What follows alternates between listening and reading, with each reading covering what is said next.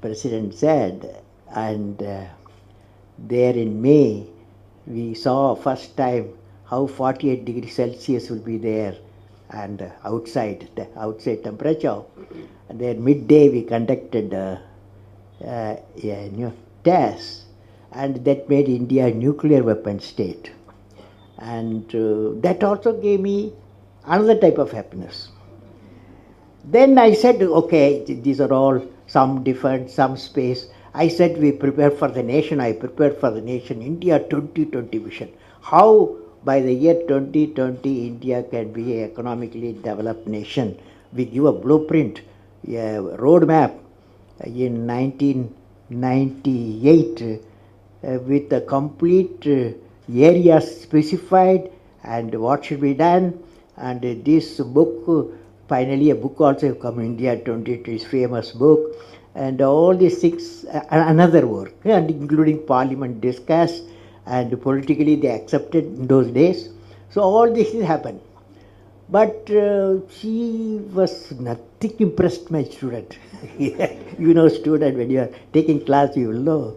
She said, I didn't ask all these things, but you give me one thing which gave you bliss, anand, you know.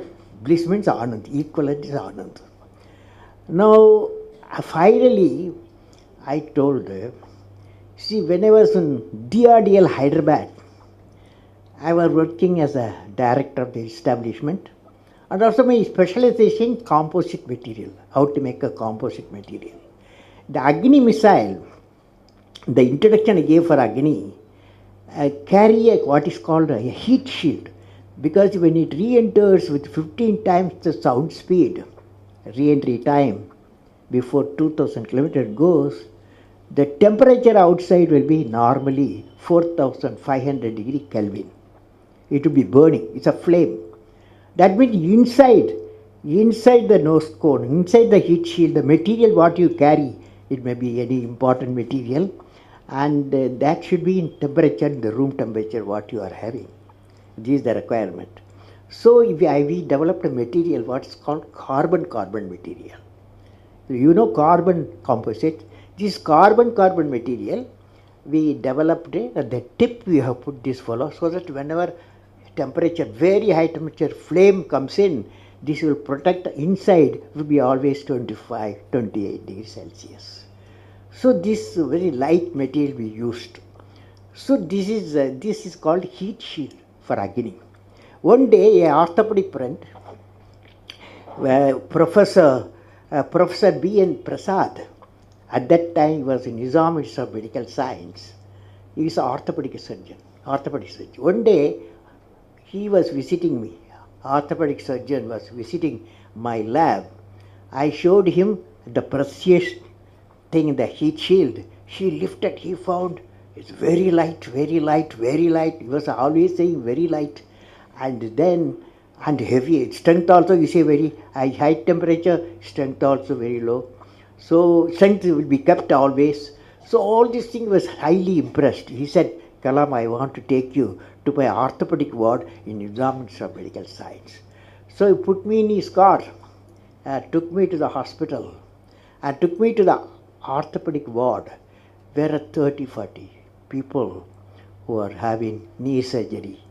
And about 15 young boys and girls, they had the caliper fitted. You know, for a polio patient, they fit the caliper. That caliper, both caliper put together weighs 4 kilograms.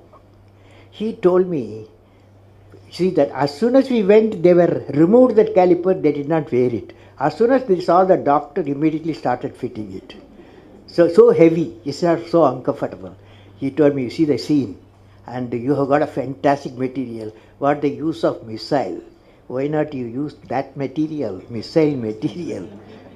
Use it for this, my children. So we took it as a challenge. We took dimension. We took 22 molds we made in 2 weeks' time, 3 weeks' time. And then we got 15 calipers, or we call it FRO, floor reaction orthosis, FRO. And I took it hospital with my team, composite team, and we fitted to each child. And child, when they were so light, they started running. Because that 4 kilogram becomes 400 gram. 4 kilogram, 1/10, 400 gram. The children were so happy, and they started running. When the mother saw this one, they thought, I saw the tears. I said, that was the bliss I got, I told. So my all of you, my feeling is that answers as my student. All of you are fortunate to be in a noble profession to remove the pain with compassion and experience. Very important. See, one is treatment, another is compassion. Both today I was in Tiruvallur at a school. One girl asked me now question, but 12 questions were there. One question she asked. Before her question I answered, I asked what class you are studying. The girl said, I am 10 plus 1. What subject you have taken? She said medical subject she has taken. That is biology, medical science, and physics, bioscience. All these things she has taken. And I hope you are becoming a doctor. I said, yes, my dream is to become a doctor so that I can remove the pain, she said. Fantastic statement the girl made. I want to remove the pain. But I said, my answer was, normally we all of us, human beings, we have one biological heart, isn't it? Always you and me, all of us got one biological heart. But doctors should have 2 hearts, I said. Apart from biological heart, they must have one more heart. So the question I asked, what is the second heart? Nobody can. Finally I said, it's a kind heart. Because doctor service, medical service needs compassion to the patient. Because you find not one patient. You have to treat hundreds of patients with pain. In that environment, you have need kindness and compassion. So I visualize all the doctors. They've got 2 hearts. Good doctors. Now, medical profession, one of the important things, friends, when I see Dr. Sanjeevi's life, Dr. Ramurthy's life, and all your life, I see one great quality we need, what is called culture of excellence. Culture of excellence. All of you can hear me? Yes. Last row? Yes. Now, friends, you will belong to the medical community of multiple fields. You should stand for a culture of excellence. The excellence not by accident. It is a process where an individual continuously strives to better oneself. The performance standards are set by themselves. They work on their dreams with focus and are prepared to take calculated risk and do not get deterred by failures as they move towards their dreams. Then they step up their dreams as they tend to reach the original targets. They strive to work to their potential. In the process, they increase their performance, thereby multiplying further their potential. This is an unending life cycle phenomena, culture of excellence. They are not in competition with anyone else but themselves. That is a culture of excellence. I am sure each one of you will aspire to become a unique with culture of excellence, because that is needed. When you see a patient and the diagnosis method has changed and the treatment methods have changed, and you are the one area you have to be completely updated continuously. That means your knowledge should continuously needs addition. Friends, medicine, when I'm seeing all of you, medicine is undergoing a paradigm shift. The understanding of genome, the dynamics of proteins, and the ability of technology to see various processes of the cells have zeroed on to inflammation. Inflammation as the root of all the diseases. You will agree. Now, with these discoveries also came a scientific advances in understanding the underlying mechanisms of disease, leading to innovative therapies that focus on addressing the cause of disease instead of just treating symptoms. It is essential our medical scientists and clinicians working in the field of healthcare and research have to revisit traditional pharmacological approaches to medicine and healthcare and develop scientific treatment protocols to use them for many acute and chronic disease and disorders.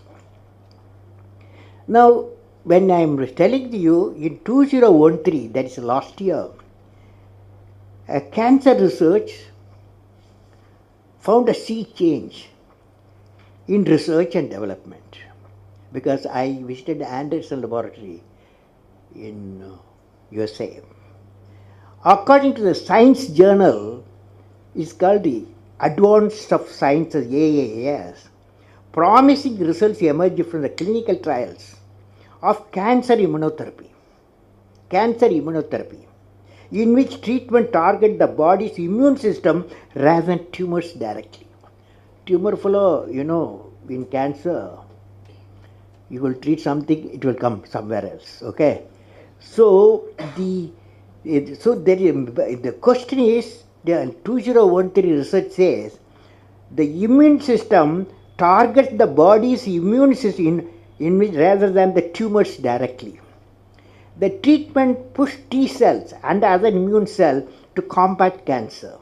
So far, this process works only for certain cancer and few patients.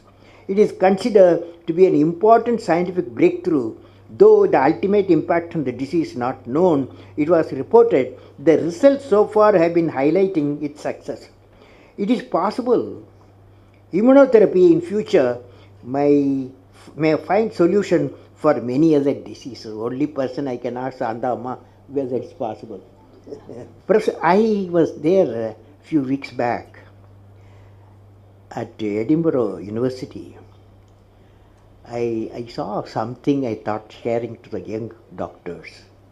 Professor Chandran, in one of the laboratory, showed his work on deploying technologies typically used for eye care professionals and use it to detect neural disorders. Let me read it. Professor Chandran, he is from Edinburgh University, a laboratory I visited, cancer laboratory, showed his work on deploying technologies typically used by eye care professionals and use it to help detect neural disorders. Using optical scanner devices, his team is mapping the inside of the eye, particular retina. They are going further and targeting the optical nerve, a small opening into the retina which carries neurons and photoreceptors from the eye to the brain.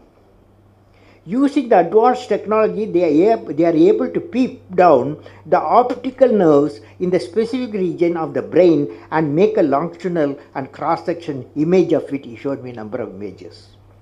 These images clearly show any odd neural pattern or any potentially at risk neural form. Thus, using this technology, Professor Chandran and his team is able to direct early disorders and administer preventive care in the typical area. Now, friends, I would like to say that 6 virtues of medical care, one we have to possess, whoever the medical care. Let me now share with you 6 virtues which a medical caregiver should possess. This I have read in a book titled Medicine and Compassion, authored by Rinpoche, monk, Buddhist monk, Rinpoche, co-authored by David R. Schlim, MD. It's a nice book. Name of the book, Compassion and Medical Care. He's, according to the authors, first virtue is generosity. That is, the doctor should have a mind of generosity. Second virtue is pure ethics. Because just now I had a specialist in ethics area is here, ethics area. And that's I am very happy to know. May I know, sir, who is that, sir, who is special medical ethics? Dr. Hegde. PM Hegde. Okay, so first virtue is generosity. The second virtue is pure ethics. Third is tolerance. Because you will be in the midst of pain. They are doctor or nurses. They are in the midst of pain. That's why tolerance. The fourth is perseverance. Doctor never gives up. Never gives up. He will always say, I can save this situation, or prevent the disease, or cure the disease. Fifth is cultivating pure concentration. When you see a patient, he should feel my doctor sees me through, not just keep a thermoscope and get away. And the way you treat the patient, he feels the cultivating the pure concentration of the patient. The last virtue is intelligent. That means no field in the country, in any part of the world, it needs updating. Because medical field in equipment, in diagnosis, in treatment, continuously every day it's changing. Fortunately, internet is there. These virtues will empower the caregivers with a humane heart. I am sure the medical who are present here and elsewhere will have all these 6 virtues that will reinforce confidence of the citizen in the healthcare system. So finally, in conclusion, I would like to say what I will be remembered for. What I will be remembered for.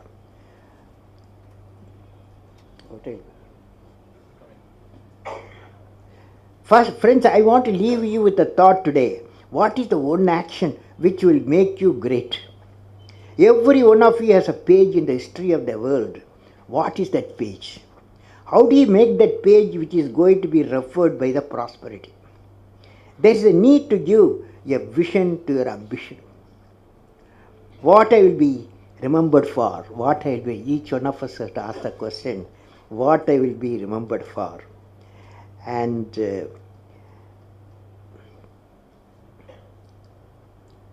if you find an answer for this question in a few lines, that of out-of-box idea will drive you for the rest of your life.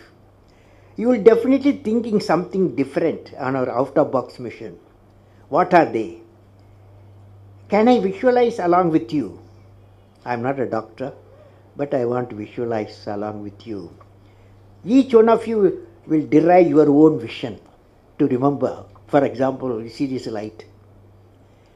When you see this light, immediately we remember a personality.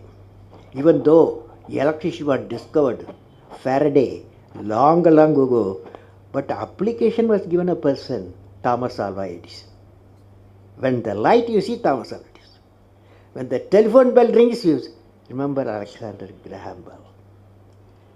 So, what a lady who got 2 Nobel Prizes, you will remember Madame Curie, because one for discovery of radium, another she treated cancer patient using the radium.